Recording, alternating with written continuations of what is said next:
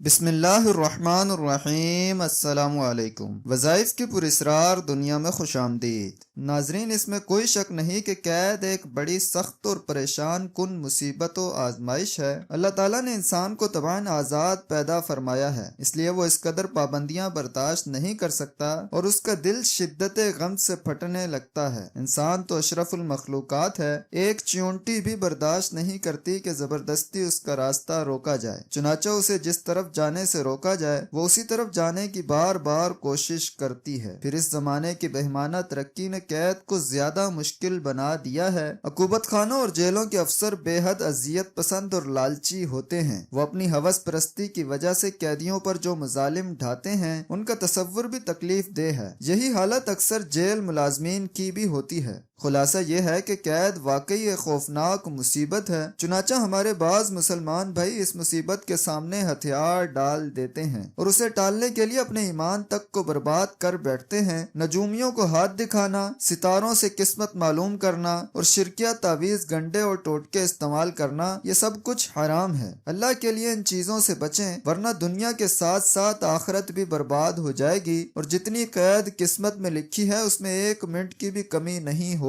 دنیا آزمائش کی جگہ ہے، یہاں جو خوش نظر آتا ہے وہ بھی اندر سے غمزدہ ہے۔ یہاں کی ہر ہنسی کے پیچھے رونا اور ہر خوشی کے پیچھے غم ہے، تو پھر کیوں یہاں کی عارضی پریشانیوں سے گھبرا کر ایمان اور شریعت کا دامن چھوڑا جائے اور اللہ تعالیٰ سے منہ موڑ کر پتھروں، لکیروں اور ستاروں کے سامنے گردن جھکائی جائے۔ یاد رکھیے، ایمان سب سے بڑی نعمت ہے۔ کامیاب شخص وہی ہے جو اپنا ایمان بچا لے، خواہ اس میں اسے اپنا تن تک کٹوانا پڑے اور جان قربان کرنی پڑے۔ حقیقی مسلمان وہی ہے جو اپنا وطن، گھر اور آرام قربان کر دیتا ہے، اپنے جسم کے ٹوٹے اور ٹکڑے کروا لیتا ہے، مگر اپنے ایمان پر آنچ تک نہیں آنے دیتا۔ اور ایمان کا اصل امتحان آزمائش کی گھڑیوں میں ہوتا ہے۔ قید بھی ایک آزمائش ہے، بس جو اس آزمائش میں اپنے ایمان پر ثابت قدم رہے گا وہی کامیاب ہوگا۔ ہاں، شرعی حدود میں رہتے ہوئے قید سے خلاصی کی دعا کرنا اور وظائف پڑھنا کچھ برا نہیں ہے، بلکہ یہ ایمان کی نشانی ہے۔ اللہ تبارک و تعالیٰ قرآن پاک میں مصیبت کے وقت ایمان والوں کے زیادہ گڑ گڑانے کو بطور تعریف ذکر فرماتا ہے۔ مشرکین کا معاملہ الگ ہے، وہ صرف مصیبت کے وقت عبادت کرتے ہیں اور اللہ کو پکارتے ہیں، جبکہ مسلمان ہر حال میں اللہ کی عبادت کرتا ہے اور اسے پکارتا ہے، اور مصیبت کے وقت وہ زیادہ آہوزاری کے ساتھ رب کے حضور گڑ گڑاتا ہے اور اسے خوب خوب پکارتا ہے۔ حدیث شریف سے ثابت ہے کہ دعا تقدیر کو بدل دیتی ہے، اس لیے قید و بند کے دوران خوب دعاؤں کا اہتمام کرنا چاہیے اور خوب آہوزاری کے ساتھ گڑ گڑا کر رب تعالیٰ سے خلاصی مانگنی چاہیے، اور اس وہم میں نہیں پڑنا چاہیے کہ مصیبت کے وقت دعا مانگنا اور آہوزاری کرنا مشرکوں کا کام ہے۔ اس ویڈیو میں ہم اللہ کی توفیق سے قید سے رہائی کا ایک مجرب اور مسنون عمل آپ کو بتانے جا رہے ہیں۔ ناظرین، قیدی کو چاہیے کہ کثرت کے ساتھ لا حول ولا قوت الا باللہ کا ورد کرے۔ کثرت سے لا حول ولا قوت الا باللہ پڑھنا قید سے رہائی کے لیے انتہائی پر اثر اور طاقتور عمل ہے۔ خود سرور عالم صلی اللہ علیہ وسلم نے اس عمل کی تلقین فرمائی ہے۔ حضرت محمد بن اسحاق کہتے ہیں کہ حضرت مالک اشجعی رضی اللہ عنہ نے نبی کریم صلی اللہ علیہ وسلم کی خدمت میں حاضر ہو کر عرض کیا کہ میرا بیٹا اوف قید ہو گیا ہے۔ حضور اکرم صلی اللہ علیہ وسلم نے فرمایا، اس کے پاس پیغام بھیج دو کہ حضور اقدس صلی اللہ علیہ وسلم اسے فرما رہے ہیں کہ وہ لا حول ولا قوت الا باللہ کو کثرت سے پڑھے۔ چنانچہ قاصد نے جا کر حضرت عوف رضی اللہ عنہ کو حضور اکرم صلی اللہ علیہ وسلم کا پیغام پہنچا دیا۔ حضرت عوف نے لا حول ولا قوت الا باللہ خوب کثرت سے پڑھنا شروع کر دیا۔ کافروں نے حضرت عوف رضی اللہ عنہ کو تانت سے باندھا ہوا تھا۔ ایک دن وہ تانت ٹوٹ کر گر گئی تو حضرت عوف رضی اللہ عنہ قید سے باہر نکل آئے۔ باہر آ کر انہوں نے دیکھا کہ ان لوگوں کی ایک اونٹنی وہاں موجود ہے۔ حضرت عوف رضی اللہ عنہ اس پر سوار ہو گئے۔ آگے گئے تو دیکھا کہ ان کافروں کے سارے جانور ایک جگہ جمع ہیں۔ انہوں نے ان جانوروں کو ایک آواز لگائی تو سارے جانور ان کے پیچھے چل پڑے۔ پھر انہوں نے اچانک اپنے ماں باپ کے گھر کے دروازے پر جا کر آواز لگائی تو ان کے والد نے کہا، رب کعبہ کی قسم یہ تو عوف ہے۔ ان کی والدہ نے کہا، ہائے، یہ عوف کیسے ہو سکتا ہے؟ عوف تو تانت کی تکلیف میں گرفتار ہے۔ بہرحال والد اور خادم دوڑ کر دروازے پر گئے تو دیکھا کہ واقعی حضرت عوف رضی اللہ عنہ موجود ہیں اور سارا میدان اونٹوں سے بھرا ہوا ہے۔ حضرت عوف رضی اللہ عنہ نے اپنے والد والد کو اپنا اور اونٹوں کا سارا قصہ سنایا۔ ان کے والد نے جا کر حضور صلی اللہ علیہ وسلم کو یہ سب کچھ بتا دیا۔ حضور اکرم صلی اللہ علیہ وسلم نے ان سے فرمایا، ان اونٹوں کے ساتھ تم جو چاہو کرو، یہ اونٹ تمہارے ہیں، اس لیے اپنے اونٹوں کے ساتھ تم جو کچھ کرتے ہو وہی ان کے ساتھ کرو۔ پھر یہ آیت نازل ہوئی جس کا ترجمہ کچھ یوں ہے کہ جو محض اللہ سے ڈرتا ہے اللہ تعالیٰ اس کے لیے نجات کی شکل نکال دیتا ہے اور اس کو ایسی جگہ سے رزق پہنچاتا ہے جہاں اس کا گمان بھی نہ ہو، اور جو شخص اللہ پر توکل کرے گا تو اللہ تعالیٰ اس کے لیے کافی ہے۔